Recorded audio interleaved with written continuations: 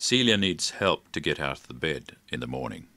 She has a bed where the head end can be raised electrically. The staff member puts a turning disc under Celia's closest hip and thigh to make the transfer easier.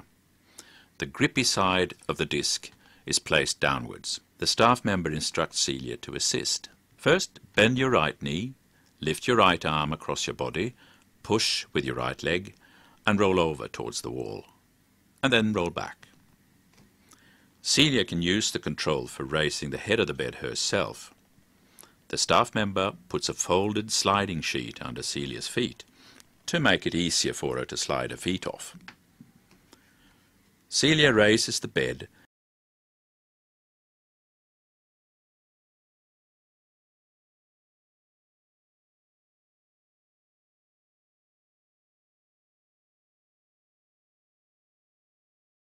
and when she's ready to get up, the staff member tells her to grab the mattress with your right hand, stretch your left arm across your body, and swing your legs over the edge of the bed. When Celia feels she's sitting steadily, she puts the bed back to normal.